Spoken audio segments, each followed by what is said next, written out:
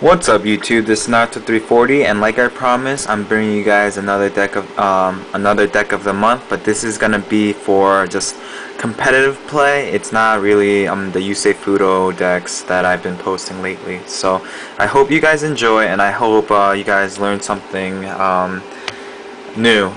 Or if you guys already know about this deck, then that's great too. Alright, so today's deck that we're gonna be looking at is none other than my Froggy Monarch build. Now, if you guys take a quick look at this, you're gonna see that I run a lot of tribute monsters. 3 Light and Darkness Dragons, 3 Kaias, 3 Rises, 3 Thessalos, 2 Dark Dust Spirit, and yeah, you might be wondering like, what the heck is this guy thinking? But just give me a sec. By the end of this video, you'll see that this deck actually works, and this deck is really scary to play, be up against.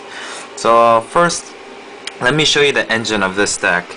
I use the Froggy engine, meaning substitute frog, dupe frog, treeborn frog, swap frog. I use these 9, 10, 11 frogs for a particular reason. We need substitute frog because this guy has an amazing ability where if you have another monster, any monster out on the field, you could tribute it and you could summon a frog. So what this card really does is it dumps monsters into your graveyard really quickly. And usually you always draw him beginning of the turn. I don't know why, it just happens that way, or this card, doesn't really matter. But yeah, you pretty much what you do, turn 1 and turn 2, whatever, summon. You already have a monster, or if you don't, then you just set it. And then next turn, when you get the monster that you need, flip, tribute. So you tribute pretty much every single, and you dump all your frogs into the graveyard, pretty much. Now, when this happens, you're going to be left with the following cards.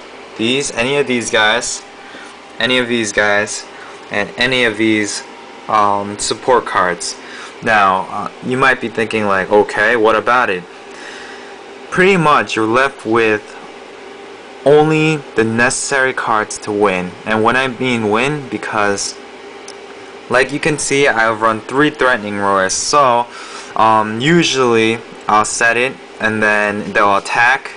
I activate Threatening next turn. Because I already dumped Treeborn Frog out early in the game, I always get him out. I draw a card. It could be any of these guys. And tribute, summon, destroy 1 card on the field, destroy or return 1 card back to the hand, or destroy 1 card from their hand. So that's pretty much amazing. Dark Dust Spirit is amazing as well, because when this card is summoned, you can destroy pretty much all face-up monsters on the field except this card, and then you bash for 2,200 attack. For defense, we have Tragodia, Gores, and obviously the 3 Battle Faders. The 3 Battle Faders are just pretty much amazing in this deck, because when attack, okay, special summon, Battle Fader, next turn, instant, one of these guys. Light and Darkness Dragon is here for like the icing on the cake. It's pretty much when I am pushing for game, special summon this guy, they have to use all their resources, and then pretty much I win. Why? Because by this time I'll have one of these, or this, or whatever in my graveyard, and even if they happen to destroy this card, guess what? I don't have much out on the field. Therefore, I'm not losing much.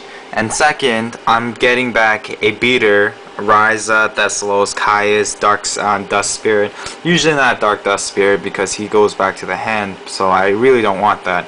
But usually main 3 are these 3. So if that's the case, yeah, it goes by so quickly. And to continually use their effects, I use Pot of Avarice. I run 2 of them. I was thinking about a 3rd one, but I tried it and it didn't really work out too well. Pot of Avarice, you guys should know what this card does. It's pretty much here to not recycle the toads or the Treeborn, but sometimes you have to because the link gets broken and stuff like that. But most of the time, I'm either bringing back my Monarchs, my Light and Darkness Dragon, Gore's Tragodia, the Battle Faders. I lied. Not the Battle Faders because they get removed. Yeah, pretty much any of my tribute monsters, and when that happens, again, I have very few cards in my deck, so Treeborn Frog continually comes back, and you might be wondering why I run 2 Treeborns. Usually, people side only one DD Crow, and if that's the case, they'll remove the first DD Crow that they see. But then they are kind of thrown off by the second Treeborn, so it's pretty amazing how that plays off. 3 solar soul exchange, because obviously I do a lot of tributing, and having this card around, it's an instant plus because I get to tribute any of their monsters and summon out whatever I need. So that's always good. Now let's see, what have I not talked about? The obvious. Mystic Space Typhoon, Heavy Storm to push for game, Brain Control because I need tributes to summon these guys, and yeah, that's pretty much how the deck works. First turn, second turn, tribute, all these guys are gone. I'll set a Threatening Roar, whatever, and then go. And then they summon a monster usually, or they set a monster, doesn't really matter, because next turn I'll activate Threatening Roar at the end of their turn if I have one of these guys out or in my hand already. So yes, Threatening Roar becomes a waste, but still I get my Treeborn Frog, instant fooder for one of these guys. Ryza, tribute Treeborn Frog, Ryza, pop the face down Raikou or whatever you may be facing, Super Nimble, Mega Hamster or whatever. It doesn't really matter what it is. You return it back to the top of the deck, bash, or lure out a bottomless. It doesn't really matter what you're going up against. This deck pretty much pwns any and all decks so far that I've encountered. The Drill Warrior, the Dandy Warrior stuff, I played tested against this deck, and this deck still owns pretty badly. And yeah, so if you guys want to try it out, by all means do. This is here for you guys. So one more time, this is my Froggy Monarchs. I hope you guys enjoyed it.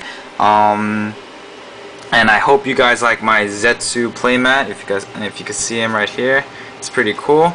Oh, and by the way, I have this iPod Touch for trade, so if you guys want it, please let me know. This is first generation, so it doesn't have the speaker, a built-in speaker, but it works fine. And yeah, so if you guys want it, please let me know. Hit me up with an offer. And thanks for watching this video. Please rate, please subscribe. I'm almost at 150, guys, so please keep promoting me. Once I hit 150, I'm probably going to give out a free playmat as a contest video, and you'll see what the contest is all about soon enough. But yeah, once again, this is my Froggy Monarch build. Hope you guys like it. Please rate, please subscribe, please comment down below, and thanks for watching. This is Naruto 340, and I'm out. Peace out, guys.